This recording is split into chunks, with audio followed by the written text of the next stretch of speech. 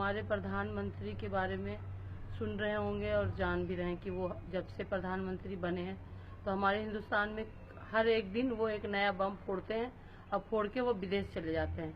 उसके बाद हम वहाँ यहाँ की जनता मरे जिए भूखी रहे आपस में मर कट जाए कुछ भी कोई फर्क नहीं पड़ता मोदी जी को। ये काले धन के नाम पे वो हमारे हिंदुस्तान को वो एक बेरोजगारी और गरीबी की तरफ ले जा रहे हैं।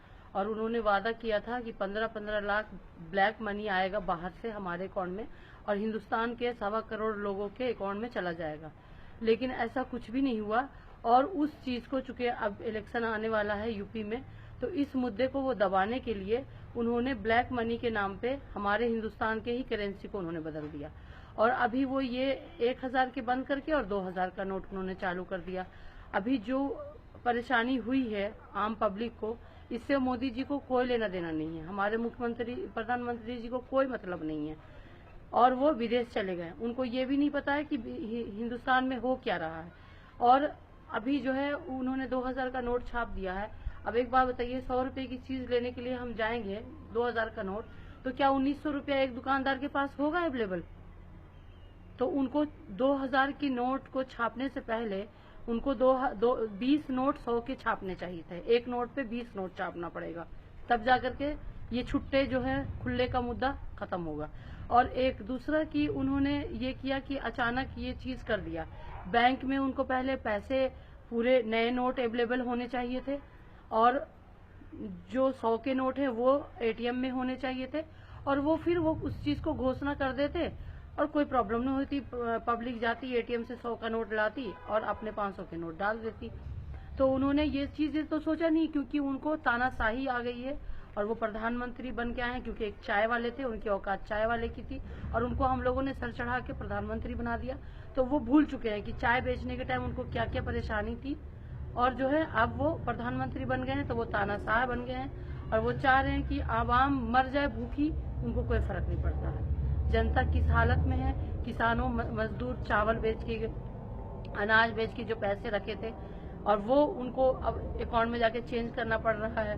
जो लोग आए हुए हैं बाहर से उनको क्या प्रॉब्लम हो रही है, उनको इन सब से कोई मतलब नहीं है। कभी तो वो 3 तलाक का मुद्दा उठा देते हैं, उलझा देते हैं, आपस में घरों में लड़ाई लगवा देते हैं। मियाँ बीवी में तलाक ना हो वो भी करवा देंगे बहस के मुद्दे पे।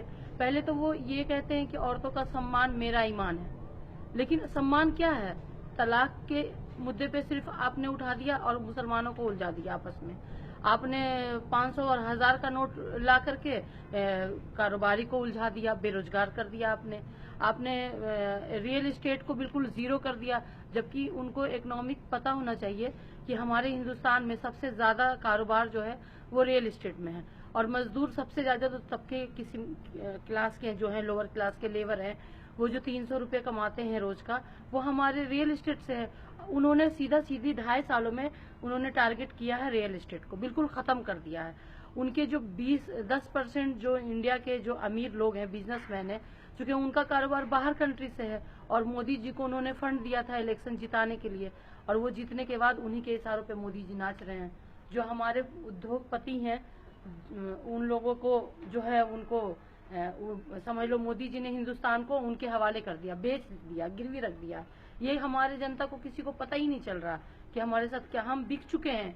1.25 करोड़ आवाम, ना तो वो हिंदू के हैं ना वो मुसलमान के हैं, किसी धर्म के नहीं है, वो नास्तिक हैं। क्योंकि ना तो एक टाइम पे उन्होंने एक फैसला लिया और घर से वो निकल गए, एक दूसरा फैसला लिया उन्होंने अपनी बीवी को छोड़ दिया, तीसरा फैसला लिया कि उन्होंने जिंदगी में शादी नहीं की।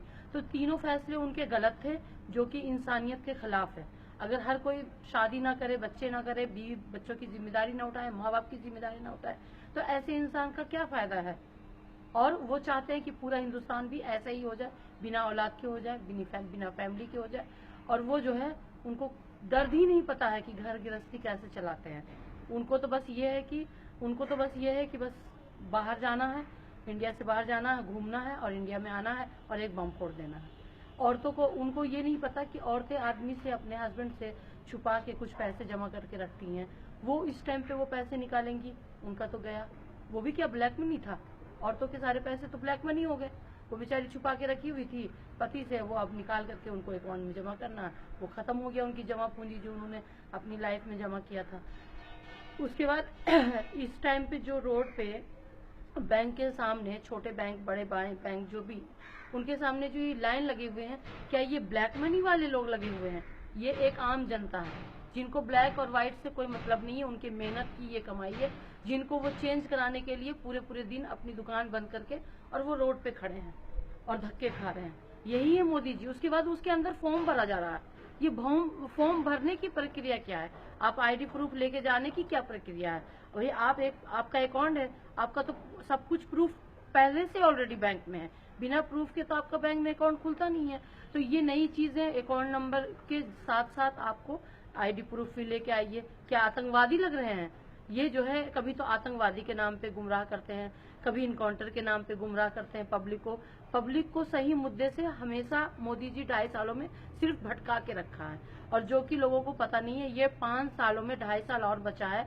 ये हिंदुस्तान बिल्कुल भिखारियों और भीख मांगने के नौबत में आ जाएंगे। लोग सुसाइड करेंगे, दंगा करेंगे, सुसाइड करेंगे, चोरी करेंगे, लोग गलत राह पे चले जाएंगे क्योंकि रोजगार नहीं होगा, बेरोजगारी होगा।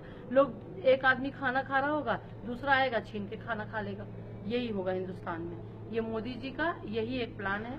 और उसके बाद इनको कभी तो कुछ होता है, कभी कुछ। इनको मेन मुद्दा ये रेपिस्ट जो हैं, औरतों के सम्मान के लिए आप 3 तलाक की बात ला रहे हैं। ये जो रेपिस्ट है उनके लिए कोई नया कानून क्यों नहीं लाते रातों रात कि कोई रेप करता हुआ पकड़ा जाए, उसको उसी टाइम फांसी हो जाए?